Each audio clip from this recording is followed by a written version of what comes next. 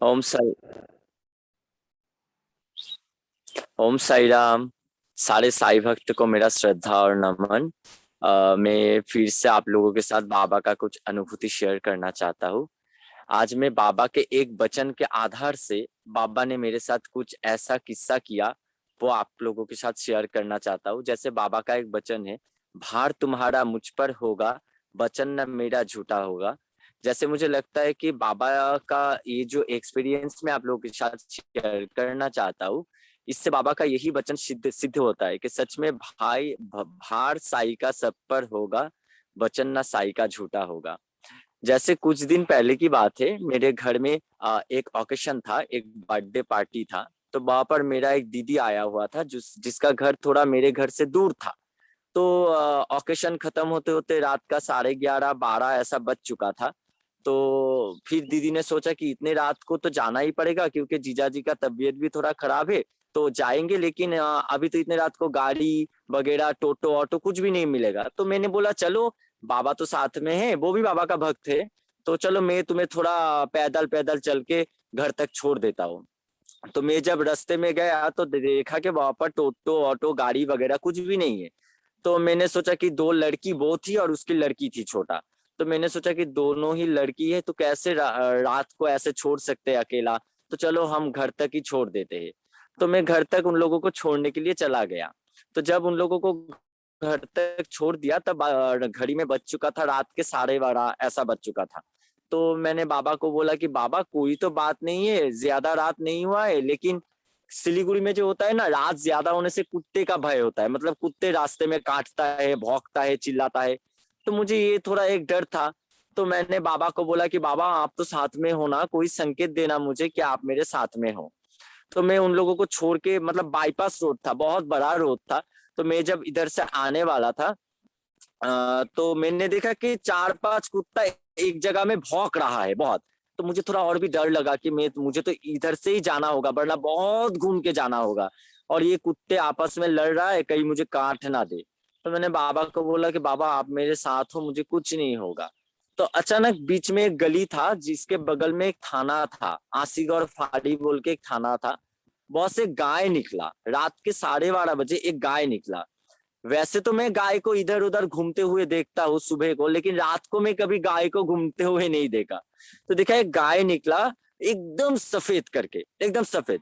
तो मैंने सोचा इसको कौन छोड़ दिया इतने रात को, किसका होगा क्या पता, कुछ नहीं। तो जैसे ही वो गाय मेरे सामने से गया, वो कुत्ता ना भौंकना बंद कर दिया और ऐसे करने लगा गाय के सामने, काव काव करके, लग रहा कि वो गाय को नमन कर रहा है, मतलब सर झुका रहा है। तो मैंने सोचा ये क्या हुआ। कुत्ते लोग तो ज्यादातर गाय को देखता है तो भौंकता है और भी काटने को जाता है, ये इस गाय को नमन क्यों कर रहा है। तो मैंने सोचा चलो मैं गाय के पीछे पीछे ही चला जाता हूँ, कम से कम मैं सेफ तो हो जाऊंगा। तो गाय भी जा रहा है, मैं भी जा रहा हूँ, गाय भी जा रहा हूँ, मैं जितना दूर जा रहा हूँ गाय आगे आगे जा रहा है। अरे ऐसे ठाट से जा रहा है ना वो गाय, मतलब लग रहा है कि कोई राजा महाराजा है, ऐसा सर ऊंचा करके ऐसे ठाट से जा रहा है। मैंने सोचा ये गाय है या कोई राजा है। और जितना भी कुत्ता है रास्ता में, सब लग रहा है उसको देख के काव काव काव काव करके ऐसे सर झुका रहा है, नमन कर रहा है। मैंने सोचा चलो ये क्या हुआ। तो मैं भी साथ साथ में जाने लगा। तो कुत्ता, ये कुत्ता मुझे काटना तो दूर की बात, मुझे भौंका भी नहीं। तो मैं जब मेरे घर के रास्ते में घूमूंगा, तब 12:45 बज चुका था। तो मैं घर के रास्ते में घुसा और वो बाएं और घुस गया वो गाय। तो मैं फिर घर में आके मम्मी पापा को वो किस्सा बताया कि ऐसा हुआ वैसा हुआ। तो मम्मी हंसने लगा और बोला कि देखो, बाबा किस रूप में कब किस तरीके से किस भक्त को बचा लेता है, वो तो बाबा ही जाने। जिंदगी में बहुत लोग हैं जो आपको हौसला देगा कि मैं आपके साथ हूँ, मैं आपके साथ हूँ। वचन देगा बहुत कोई, अपने वजह से वचन वो, मतलब हम लोग तो इंसान है, हम लोग वचन सब वचन निभा भी नहीं सकते हैं। लेकिन बाबा वचन निभाता है, बाबा हर घड़ी साथ रहता है, बाबा हमेशा साथ रहता है, कोई पास रहे ना रहे, साई आपके साथ रहता है। ऐसा और एक छोटा किस्सा मैं आप लोगों के साथ शेयर करना चाहता हूँ। मैं दीदी को पहले एक किस्सा बता चुका हूँ, मतलब मैं एक बार कलकत्ता में गया था, मेरा काम के सिलसिले में कलकत्ता में भी काम होता रहता है। वो बंगाली टेलीविजन के चैनल के थ्रू से मेरा कोई कोई काम रहता है। तो ऐसा ही फरवरी महीना में मेरा कलकत्ता जाना था। तो राजा बनर्जी बोल के मेरा एक सर था, तो उनसे मेरा बात हुआ। तो उन्होंने कहा कि तुम आ जाओ, मैं देखता हूँ क्या कर सकता हूँ। तो कोई दिक्कत की वजह से किसी को दोष देना नहीं चाहिए, क्योंकि किसी का कोई ना कोई प्रॉब्लम रहता है। जैसा मैंने पहले ही बोला, वचन तो हर कोई देता है, लेकिन हम लोग इंसान है और बाबा तो बाबा ही है, बाबा वचन हमेशा निभाता है। तो उनका फोन ही नहीं लगा कलकत्ता में उतरने के बाद। उनको कांटेक्ट इतना करने की कोशिश किया, कांटेक्ट ही नहीं हुआ। तब सुबह तो था और मेरे पास उतना पैसा भी नहीं था, तो मैंने सोचा चलो सुबह तो किसी तरीके से कट जाएगा, लेकिन मैं आज तो रिटर्न नहीं कर सकूंगा, मैं रात को रहूंगा कहाँ? उतना बड़ा शहर है कलकत्ता। तो दिन में तो कलकत्ता में 20-30 रुपया में भी खाना वाना हो जाता है। तो मैं खा लिया और घूमने लगा इधर उधर इधर उधर इधर उधर। और मेरा जो दीदी, वो गाय वाला किस्सा जिस दीदी के साथ मतलब घटा, जिसको मैं छोड़ने गया था, उसके साथ मेरा बात हो रहा था फोन में। मैंने बोला कि दीदी देखो ना, आप तो रास्ते में घूम रहे हैं, क्या करे ना करे, धीरे धीरे शाम ढलने वाला है, मैं कहाँ जाऊँ? मेरे पास उतना पैसा भी नहीं कि मैं एक होटल लूँ या एक लॉज लूँ कहीं रहूँ, और मेरा तो कांटेक्ट भी नहीं हो रहा है जिसके भरोसे में आया था। तो दीदी ने बोला देखो कोई बात नहीं, तुम बाबा के ऊपर आस्था रखो। तो धीरे धीरे, जो सच बात है, मैं आप लोगों को सच्ची बताऊंगा, मेरा थोड़ा आस्था गिरने भी लगा कि बाबा और क्या करेगा, रात को मुझे अभी कोई फुटपाथ में ही सोना पड़ेगा। तो धीरे धीरे रात हुआ, शाम हुआ, मैं रास्ते से जा रहा हूँ। अचानक मुझे ना बहुत रोना आ रहा था कि मैं क्या करूं अभी, मतलब कलकत्ता शहर है, अगर मैं कहीं फुटपाथ में सो भी गया, मान लो मैं स्टेशन में सो गया, कोई बात नहीं, सोते हैं बहुत लोग, लेकिन मेरा बैग तो चोरी हो जाएगा। मैं अगर सो गया तो कुंभकर्ण बन जाता हूँ, बैग तो सुबह उठ के देखेंगे मैं खुद हूँ, लेकिन बैग नहीं है। तो मैं बाबा को बुलाने लगा। अचानक वो सी कॉलोनी बोल के कलकत्ता में एक जगह है जादवपुर में, वहां पर एक मंदिर है, 12 भूत का मंदिर, मतलब विष्णु जी का जो 12 अवतार है उसका मंदिर। तो मैंने देखा मंदिर का गेट खुला हुआ है। मैं अंदर घुसा। घुसने के बाद देखा कि विष्णु जी का मूर्ति लगा हुआ है, पीछे हनुमान जी का मंदिर है। मैं प्रणाम किया, सब कुछ किया। अचानक एक बुढ़ा करके आदमी आया, बहुत गंदा कपड़ा, बहुत गंदा कपड़ा, टूटा फूटा कपड़ा, शरीर से बदबू आ रहा है, चूल बिखरा बिखरा हुआ, कैसा करके, मतलब देखने से कैसा लगता है ऐसा करके। आके बोलने लगा, सर मैं तो ऐसे नमन किया हुआ था, मतलब मेरा सर जमीन में रखा हुआ था। आके ऐसे सर पे हाथ रख के बोलने लगा कि जगह मिल जाएगा, जगह मिल जाएगा, तुम रात को सोओगे, कहीं ना कहीं तो रहोगे, इतना इतना परेशान क्यों होते हो? मुझे बहुत गुस्सा आया। मुझे उस वक्त भी मतलब ये अंदाजा नहीं हुआ कि उसको कैसे मालूम कि मैं क्या सोच रहा हूँ। बाबा ऐसा होता है, बाबा आपको पकड़ने ही नहीं देगा कि वो बाबा है। तो मैंने उसको बुला के बोला, आपको क्या प्रॉब्लम है? मैं ठीक है, आप जाइए ना, यहाँ से जाइए। और गांव से बहुत बदबू भी आ रहा था उसका। तो वो चला गया। बोला ठीक है, तो अच्छे से रहना, अच्छे से रहना, सब ठीक हो जाएगा। जब वो निकला, शायद वो किसी किसी को ऐसा लग रहा है कि ये कोई, मतलब इस ज्यादातर ये फिल्मों में होता है, ऐसा भी कहीं होता है, लेकिन जो बाबा का भक्त है उनके साथ ऐसा भी होता है।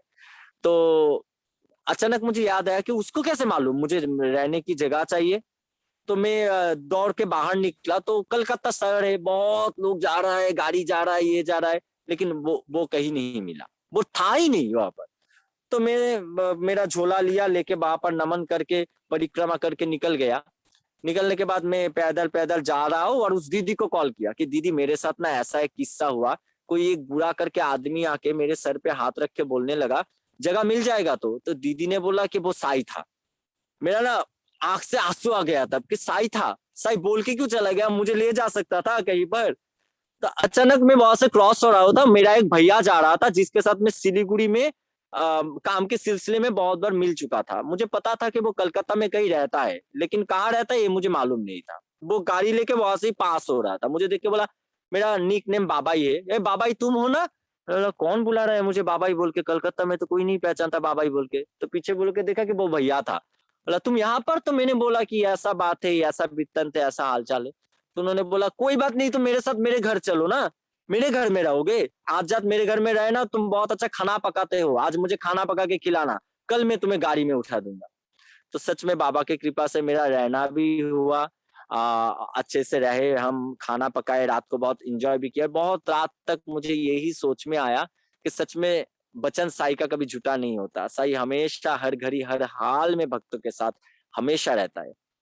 लेकिन वो कौन था, कैसा था, इसका मेरा एक मन में क्वेश्चन था। तो वो मिटाने के लिए मैंने सोचा कि मंदिर के पुजारी को तो शायद पता होगा ना कि ऐसा कोई आता है कि नहीं। तो सुबह को मैं विष्णु, मतलब वो भैया को बोला कि भैया मेरे साथ थोड़ा चलिए ना, उस मंदिर में मेरा एक काम है। भैया बोला कि मंदिर में क्या करोगे, मतलब चलिए ना। तो गया। तो सुबह का 8 बजा था, मंदिर में पुजारी पूजा कर रहा था। मैंने जाके बोला प्रणाम पंडित जी, यहाँ पर कोई ऐसा आता है पागल-पागल करके मंदिर में कभी-कभी? क्योंकि कोई ना कोई आता है ऐसा शायद, जो पागल होता है, ऐसा कुछ बोलता है। मतलब मेरे मन में वही चल रहा था कि सच में क्या वो साईं था? सच में क्या वो मेरे बाबा था? तो पंडित ने जो बोला ना, मेरे पाँव से ज़मीन खिसक गया, और जो भैया था वो बोल रहा है कि ऐसा कभी होता है क्या? लेकिन सच में ऐसा हुआ मेरे साथ। तो मंदिर का पुजारी को मैंने बोला कि ऐसा एक आदमी बूढ़ा करके बिखरा हुआ बाल, गाल से बदबू आ रहा था। तो उसने बोला कितना बजे? मैंने बोला शाम के 7:30 पौने 8 बजा होगा, 8 बज चुका होगा। मैं मंदिर में घुसा, प्रणाम किया, वो आया। तो वो पुजारी हँसने लगा, बोला पागल हो क्या तुम? मैं 7 बजे मंदिर को 2 ताले से लॉक करके घर जाता हूँ, तुम मंदिर में घुसे कैसे? तो मैंने बोला वो हो ही नहीं सकता है। मैंने मंदिर में सच में घुसा, मंदिर खुला था, मैं मंदिर में सच में घुसा। सच में घुसा, पीछे बजरंगबली का मंदिर है, मैंने उसको बुलाया कि बॉट पकुड़ का पेड़ था, उसके पीछे एक शिवलिंग है, मैंने उनको बोला। तो उसने बोला ये सब तुमको कैसे मालूम? तुम घुसे कैसे मंदिर में? मंदिर तो बंद था, लॉक था। तो वो भैया मुझ पर हँसने लगा, बोला तुम पागल हो, सच याद करो, तुम शायद मंदिर के बाहर से प्रणाम किए होगे। मैंने बोला नहीं भैया, मैं मंदिर के अंदर गया, मैंने परिक्रमा किया उस पेड़ का, मैंने नमन किया, किसी ने मेरे सर पे हाथ रख के निकल गया। तो वो आज भी वो पुजारी के साथ बात होता है, उसका नंबर मेरे पास है। उसको मैंने बोला कि बाबा का भक्त हूँ मैं, साईं का भक्त हूँ। तो वो लोग भी बोलने लगा वो साईं ही होगा, वो साईं ही होगा, साईं का कृपा हमेशा भक्त के ऊपर ऐसे ही रहता है। ऐसा ही मेरा बाबा, ऐसा ही मेरा साईं। यही 2 अनुभूति आप लोगों के साथ मुझे शेयर करना था, और बहुत अच्छा लगा शेयर करके। किसी का भी कोई भी दुःख, जो बाबा का भक्त है, जो बाबा पर विश्वास रखता है, उसको बाबा कभी भी मतलब बीच भंवर में नहीं छोड़ता है। किसी ना किसी के ज़रिए वो हाथ पकड़ता है। जैसे मेरा एक छोटा-सा लास्ट बात बोलूँगा मैं। मेरा मन था कि इस बार दशहरा में बाबा का मैं पूजा करता हूँ हमेशा, इस बार भी थोड़ा अच्छे से बाबा का पूजा करूँ। तो मेरा काम-वाम यहाँ पर ठीक नहीं चल रहा है, तो हाथ में थोड़ा पैसा कम है। तो अचानक मुझे एक संकेत मिला कि बाबा का पूजा करके तुम बाबा को किसी दूसरे का सेवा करो, दूसरे को कुछ